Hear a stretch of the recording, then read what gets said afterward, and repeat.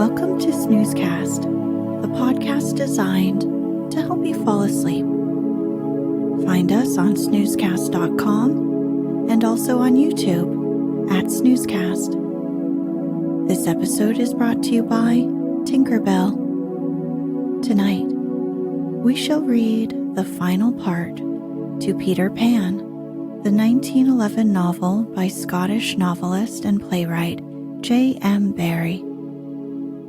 Peter Pan is a free-spirited and mischievous young boy who can fly and never grows up. He spends his never-ending childhood having adventures on the mythical island of Neverland as the leader of the Lost Boys. Peter Pan has become a cultural icon symbolizing youthful innocence and escapism. He must forget his own adventures and what he learns about the world in order to stay childlike. His name and playing the flute or pipes suggests the Greek god and mythological character Pan. When we left off, Mrs. Darling waits patiently and sorrowfully for her children to return home, keeping the nursery window unlocked and opened just in case. Peter and Tinkerbell arrive with a devious plan to secretly close and lock the window, but at the last minute, Peter has a change of heart. The Darling children then fly home to their parents. Afterwards, the 6 lost boys make their appearance and ask if they can be adopted as well.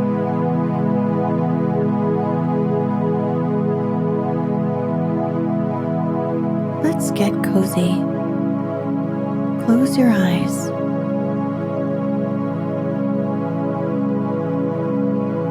Relax your body into the softness of your bed.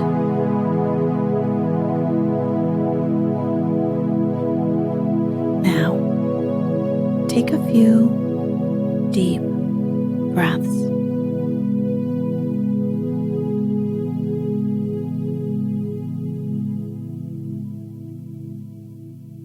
Chapter 27. When Wendy Grew Up. I hope you want to know what became of the other boys. They were waiting below to give Wendy time to explain about them. And when they had counted 500, they went up. They said nothing, but their eyes asked her to have them. Of course, Mrs. Darling said at once that she would have them.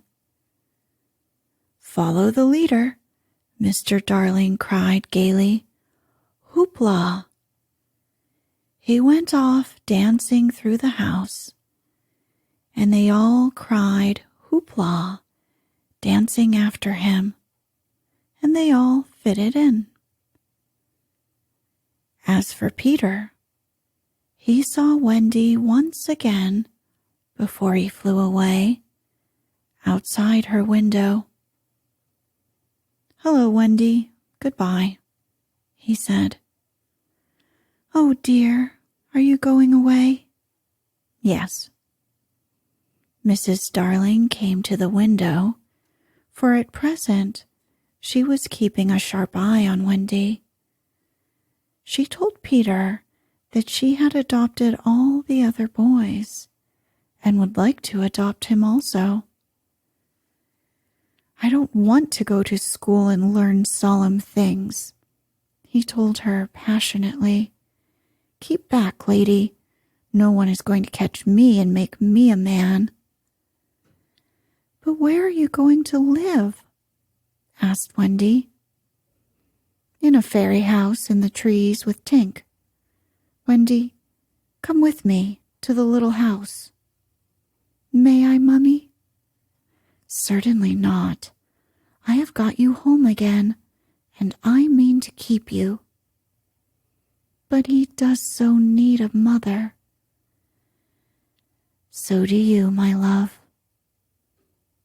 "Well, all right," Peter said, as if he had asked her from politeness merely. But Mrs. Darling saw his mouth twitch, and she made this handsome offer: to let Wendy go to him for a week every year to do his spring cleaning. This promise sent Peter away quite happily again.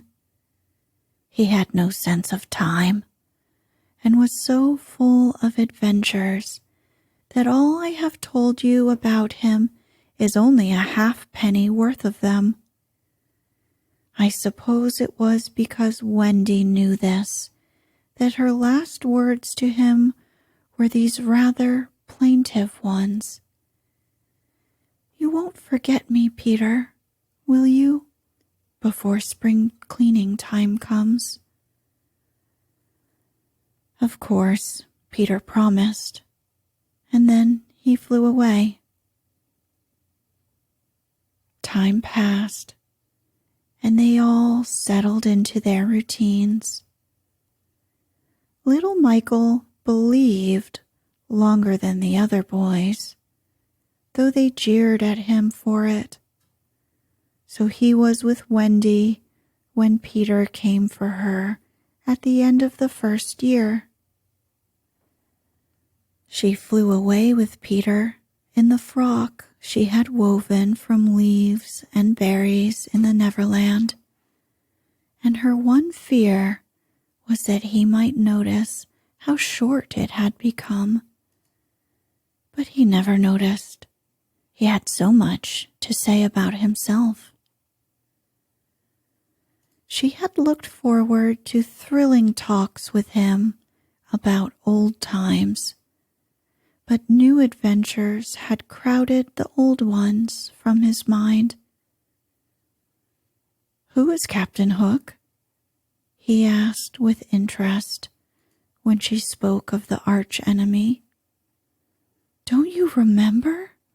she asked, amazed. "How you killed him and saved all our lives?" "I forget them after I kill them," he replied carelessly. When she expressed a doubtful hope that Tinker Bell would be glad to see her, he said, "Who is Tinker Bell?" "Oh, Peter," she said, shocked. But even when she explained, he could not remember. "There are such a lot of them," he said.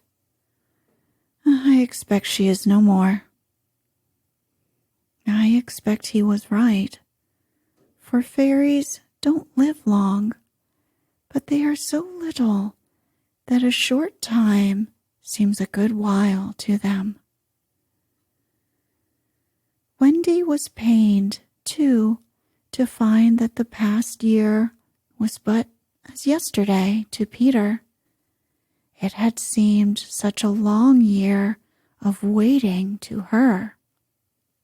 But he was exactly as fascinating as ever, and they had a lovely spring cleaning in the little house on the treetops. Next year, he did not come for her. She waited in a new frock because the old one simply would not meet, but he never came. "Perhaps he is ill," Michael said. "You know he is never ill." Michael came close to her and whispered, with a shiver, "Perhaps there is no such person, Wendy." And then Wendy would have cried if Michael had not been crying. Peter came next spring cleaning, and the strange thing was that he never knew he had missed a year. That was the last time the girl Wendy ever saw him. For a little longer she tried, for his sake, not to have growing pains. And she felt she was untrue to him when she got a prize for general knowledge. But the years came and went without bringing the careless boy. And when they met again, Wendy was a married woman, and Peter was no more to her than a little dust in the box in which she kept her toys. Wendy was grown up. You need not be sorry for her. She was one of the kind that likes to grow up. In the end, she grew up of her own free will a day quicker than other girls. All the boys were grown up and done for by this time, so it is scarcely worthwhile saying anything more about them. You may see the twins and Nibs and Curly going any day to an office, each carrying a little bag and an umbrella. Michael is an engine driver. Slightly married a lady of title, and so he became a lord. You see that judge in a wig coming out of that iron door? That used to be Toodles. The bearded man who doesn't know any story to tell his children was once John. Wendy was married in white with a pink sash. It is strange to think that Peter did not alight in the church and forbid the banns. Years rolled on again, and Wendy had a daughter. This ought not to be written in ink, but in a golden splash. She was called Jane, and always had an odd, inquiring look, as if from the moment she arrived on the mainland, she wanted to ask questions.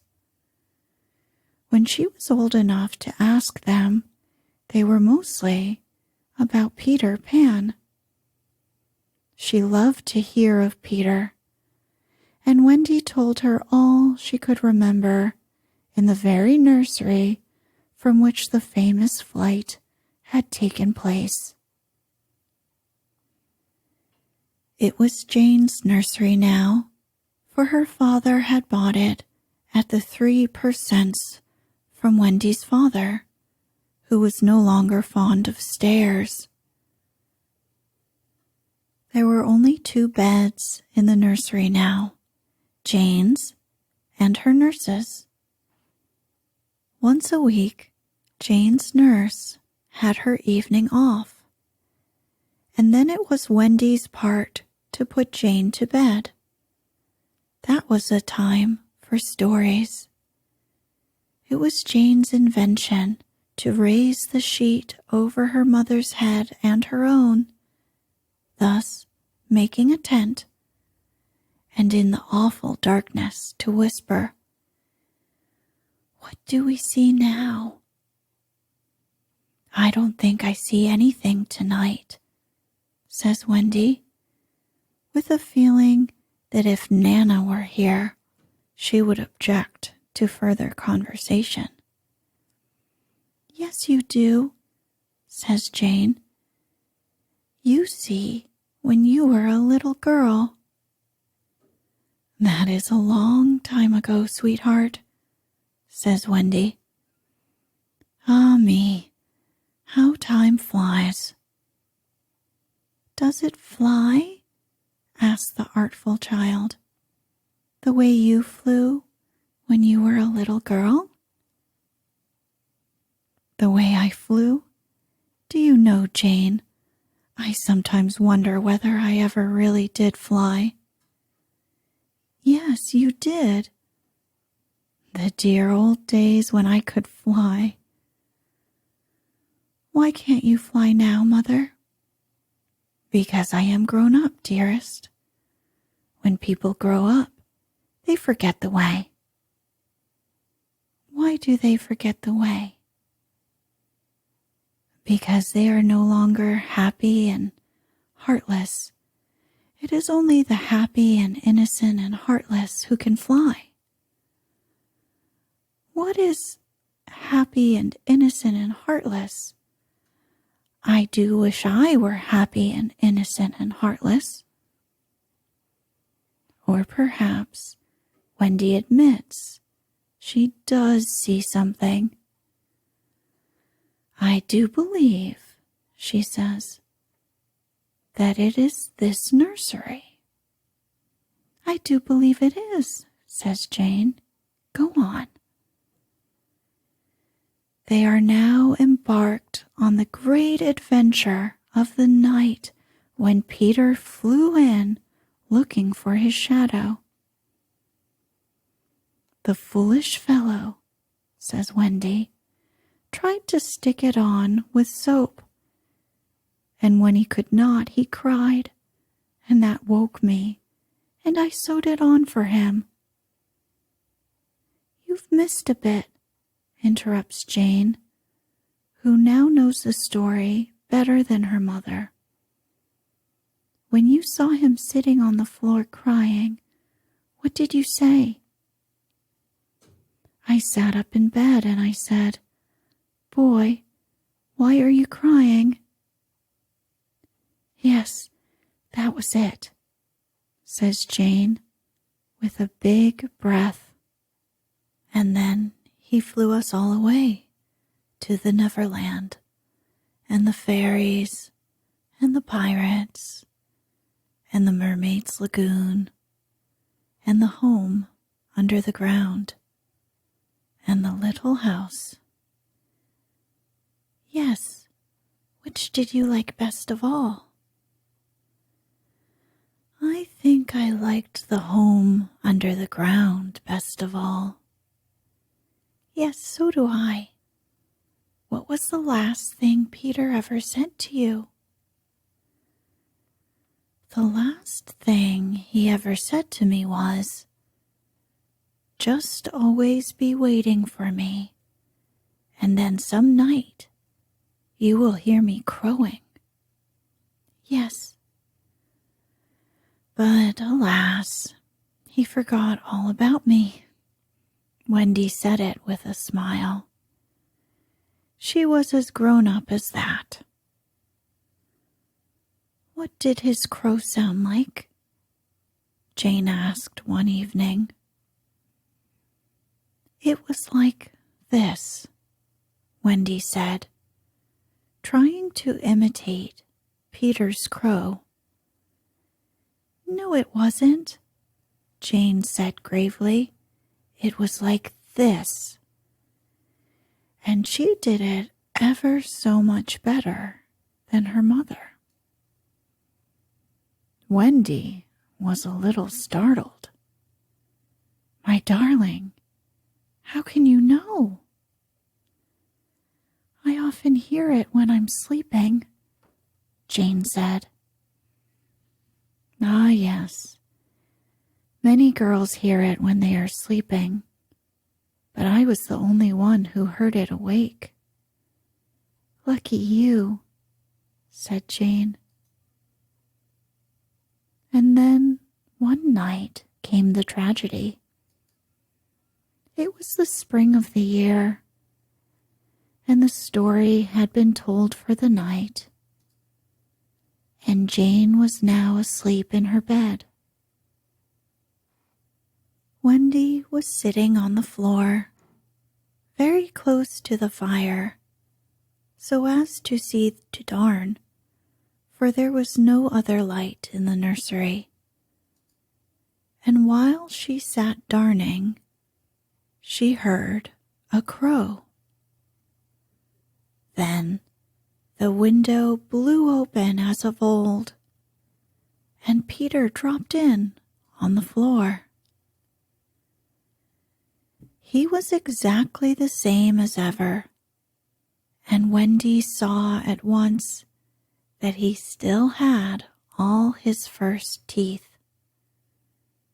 He was a little boy, and she was grown up.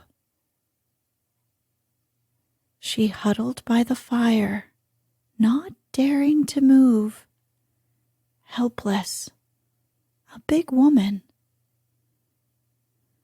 "Hello, Wendy," he said, not noticing any difference, for he was thinking chiefly of himself, and in the dim light her white dress might have been the nightgown in which he had seen her first. "Hello, Peter," she replied faintly. Something inside of her was crying, "Woman, woman, let me go." "Hello, where's John?" he asked, suddenly missing the third bed. "John is not here now," she gasped. "Is Michael asleep?" he asked, with a careless glance at Jane. "Yes," she answered, and now she felt that she was untrue to Jane as well as to Peter. "That is not Michael," she said quickly, lest a judgment should fall on her. Peter looked. "Hello, is it a new one?" "Yes." "Boy or girl?" "Girl." Now surely he would understand, but not a bit of it. "Peter," she said, faltering, "are you expecting me to fly away with you?" "Of course. That is why I've come." He added a little sternly, "Have you forgotten that this is spring cleaning time?" She knew it was useless to say that he had let many spring cleaning times pass. "I can't come," she said apologetically. "I have forgotten how to fly." "I'll soon teach you again." "Oh, Peter, don't waste the fairy dust on me." She had risen, and now at last a fear assailed him. "What is it?" he cried. "I will turn up the light," she said, "and then you can see for yourself." For almost the only time in his life that I know of, Peter was afraid. "Don't turn up the light," he cried. She let her hands play in the hair of the tragic boy. She was not a little girl heartbroken about him. She was a grown woman smiling at it all, but they were wet-eyed smiles. Then she turned up the light, and Peter saw. He gave a cry, and when the tall, beautiful creature stooped to lift him in her arms, he drew back sharply. "What is it?" he cried again. She had to tell him. "I am old, Peter. I am ever so much more than 20. I grew up long ago." "You promised not to." "I couldn't help it. I'm a married woman, Peter." "No, you're not." "Yes, and the little girl in the bed is my baby." "No, she's not." But he supposed she was, and he took a step towards the sleeping child with his dagger upraised. Of course he did not strike. He sat down on the floor instead and sobbed. And Wendy did not know how to comfort him, though she could have done it so easily once. She was only a woman now, and she ran out of the room to try to think. Peter continued to cry, and soon his sobs woke Jane. She sat up in bed and was interested at once. "Boy," she said, "why are you crying?" Peter rose and bowed to her, and she bowed to him from the bed. "Hello," he said. "Hello," said Jane. "My name is Peter Pan," he told her. "Yes, I know." "I came back for my mother," he explained, "to take her to the Neverland." "Yes, I know," Jane said. "I have been waiting for you." When Wendy returned diffidently, she found Peter sitting on the bedpost, crowing gloriously, while Jane, in her pajamas, was flying round the room in solemn ecstasy. "She is my mother," Peter explained. And Jane descended and stood by his side, with the look in her face that he liked to see on ladies when they gazed at him. "He does so need a mother," Jane said. "Yes, I know," Wendy admitted rather forlornly. "No one knows it so well as I." "Goodbye," said Peter to Wendy, and he rose in the air, and the shameless Jane rose with him. It was already her easiest way of moving about. Wendy rushed to the window. "No, no," she cried. "It is just for spring cleaning time," Jane said. "He wants me always to do his spring cleaning." "If only I could go with you," Wendy sighed. "You see, you can't fly," said Jane. Of course, in the end, Wendy let them fly away together.